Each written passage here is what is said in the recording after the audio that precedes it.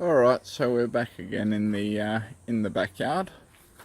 Bit of an update. What are we now? About halfway through February 2019. A few of the cuttings that I planted earlier in oh sorry, not earlier in the year, about September last year. A few of them seem to have taken off now. This guy was a cutting. He's pumped out a few. I've already taken an arm off him. These Pachanoi, they're nice little retaining walls. Been very healthy and fast growing.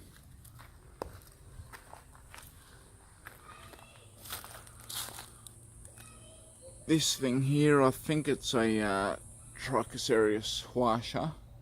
Not really sure. It's got a red flower like a huasha, but different top to most of them. Don't know if you could see it there, a bit more of a yellow top to it. Unknown Pachanoi.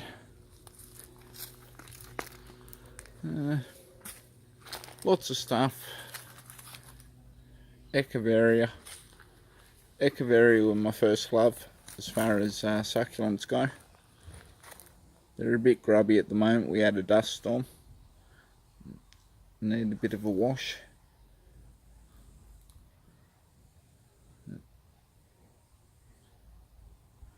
What can you do? So move on through the back of the house. A whole heap of random potted stuff. Got a few Horthias and stuff.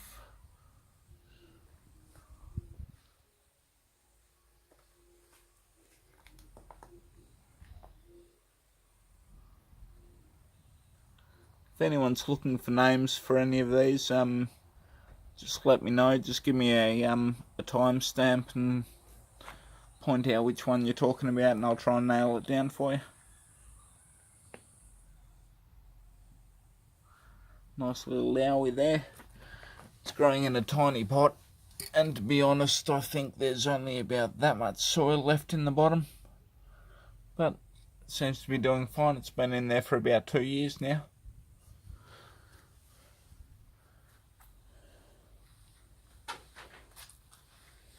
Couple more. They're just everywhere.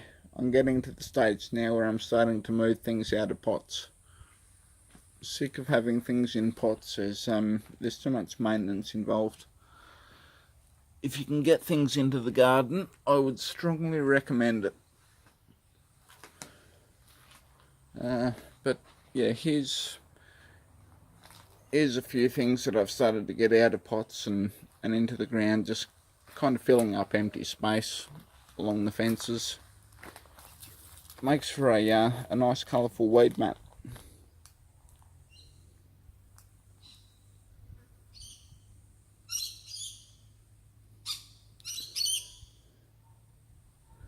A lot of these smaller ones will probably die off, but that's okay.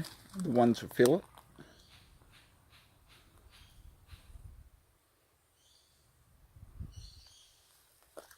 We move up, start to get into the aeoniums.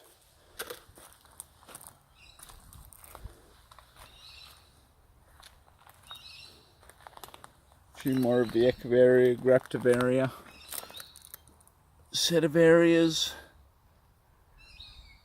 guess Pachyvarias as well.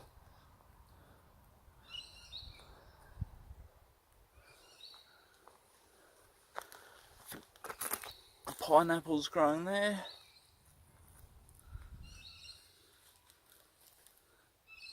A few more. Then we start to get to the dead space again. That's alright, I'll fill that out next season. Yeah, then we come across this bit of a mound. It's kind of a landfill really. It's just old mattresses. I think there's some old lounges in there, some carpet. Carpet's been really good actually, I found, because the roots of the plants seem to attach themselves to the carpet, hold steady in they can hold steady in some very shallow ground with the carpet.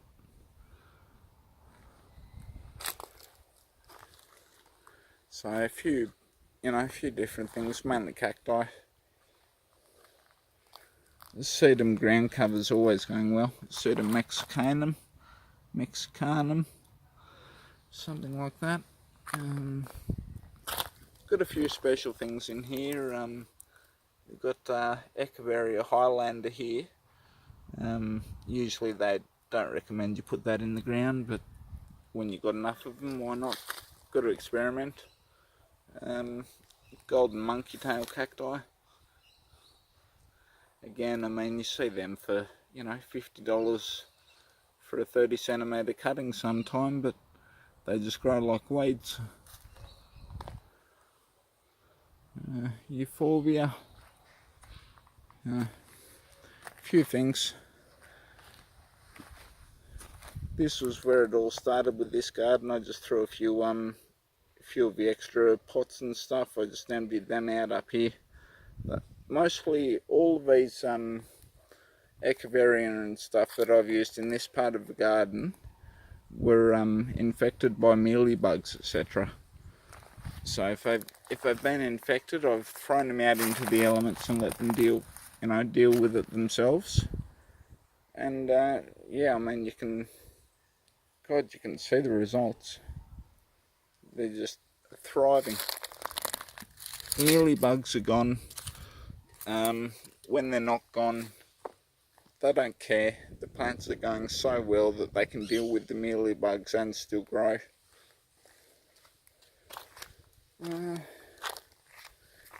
Got me cacti I drilled the other day. Drilled the centre out of him in a hope to get something like that, which I drilled about 4 months ago. Last time I put a video up, actually. Same thing with this one. Drilled him the other day. That'd be a nice one if we can get a totem pole effect out of that. Just keep drilling the offsets as they get bigger. Yeah, these, I mean, they don't stop flowering. These were all cuttings. All these tall ones were cuttings that I planted in September, maybe early October, and they've just gone absolutely nuts. I mean, at least 10 centimetres growth on each of them. Very healthy root systems, and you can see what they're growing in. It's just garbage. The most I've done to any of these is top dress them with seaweed. Let's go and pick some seaweed up from the beaches and stuff like that. As long as it's not a nature reserve, it's free and totally legal. Makes for a fantastic mulch, keeps the weeds down. Acts as a soil wetting agent, and the plants just love it. There's over 120 nutrients or trace elements all up.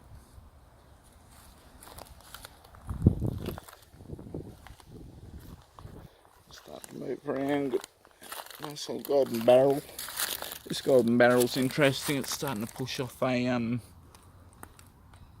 maybe an extra head on one of these heads here. Try to get a focus on that. Nice serious crest. It's this is one of my sacrificial plants. As you can see, it's absolutely covered in scale. Absolutely disgusting. Look at it.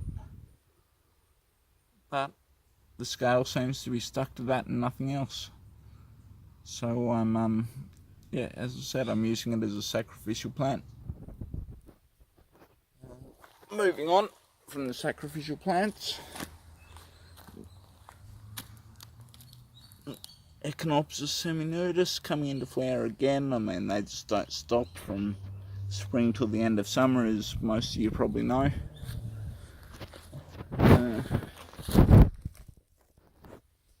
Here's the last guy that tried to steal from my garden. May you rest in peace.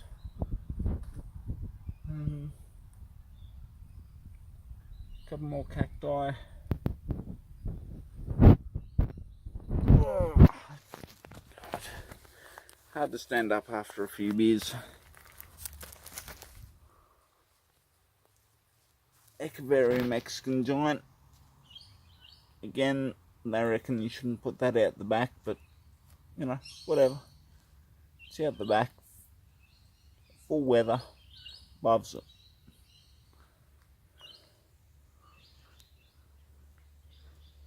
On to some nice euphorbia and Trichocereus pachanoi. And of course, last but not least, my favourite, Mr. Blue.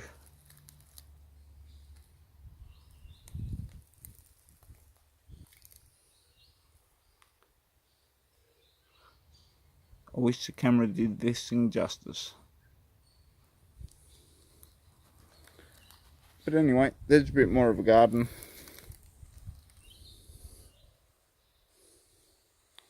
And there's the dog. Say hello, Cindy. Or don't. Anyway, happy gardening. I'll do the front one day.